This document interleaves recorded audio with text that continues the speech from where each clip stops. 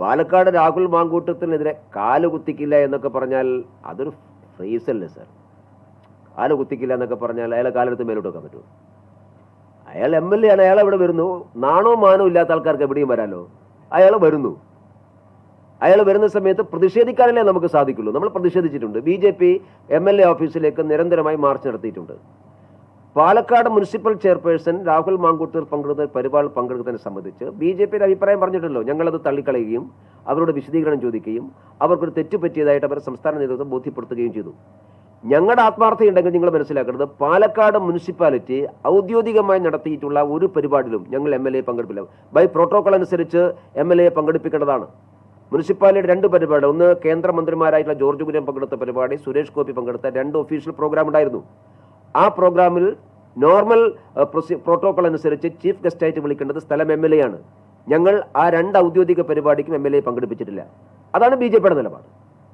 ആ നിലപാട് പാലക്കാട് എല്ലാവർക്കും വ്യക്തമാണ്.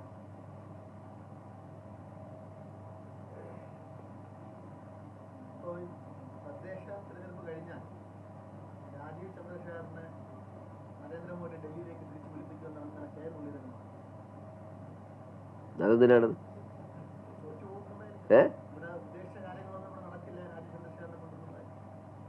അത് ഞങ്ങൾ നോക്കിക്കൊള്ളാം. മുരളീധരൻ എന്തിനാ വേവലാതി ഇവിടുന്ന്?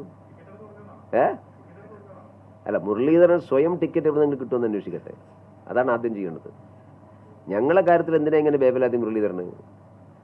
കോൺഗ്രസിന്റെ കാര്യത്തിൽ ഒരു വേവലാതി ഉണ്ടാവും നല്ലതാണ്. കോൺഗ്രസ്സുകാർക്ക് നാണക്കേട് കൊണ്ട് തലയിൽ മുണ്ടിടാതെ പുറത്തിറങ്ങാൻ സാധിക്കുന്നില്ല.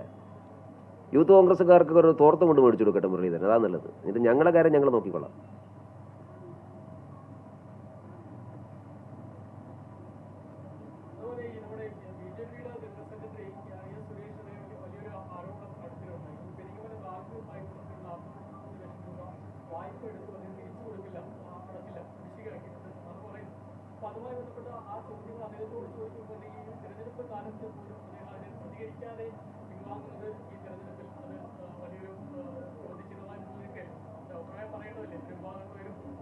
അദ്ദേഹം പ്രതികരിച്ചില്ലേ? അദ്ദേഹത്തിന്റെ പ്രതികരണം എല്ലാ മീഡിയയിലും വന്നിട്ടുണ്ടല്ലോ. അദ്ദേഹം തന്നെ വിശദമായിട്ട് അതേ സംബന്ധിച്ചുള്ള ഒരു കുറിപ്പ് കൊടുത്തിട്ടുണ്ടല്ലോ.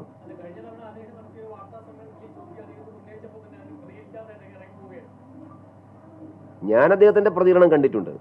വിശദമായിട്ട് എന്താണ് സംഭവിച്ചതെന്ന് അദ്ദേഹം പ്രതികരിച്ചിട്ടുണ്ട്. അദ്ദേഹത്തിന്റെ ഫേസ്ബുക്ക് പേജിൽ അദ്ദേഹം പറഞ്ഞിട്ടുണ്ട്.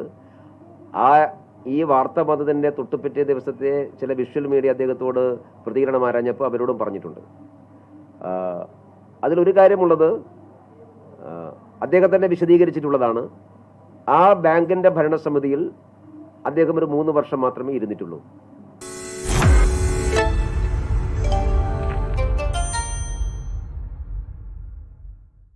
ലോകത്തെവിടെയായാലും ഏത് സമയത്തും 24 വാർത്തകളും ഓഗ്മെന്റഡ് റിയാലിറ്റി പാക്കേജുകളും എക്സ്പ്ലെയിനറുകളും വിശദമായി കാണാൻ ഞങ്ങളുടെ YouTube ചാനൽ നിങ്ങൾക്ക് സബ്സ്ക്രൈബ് ചെയ്യാം.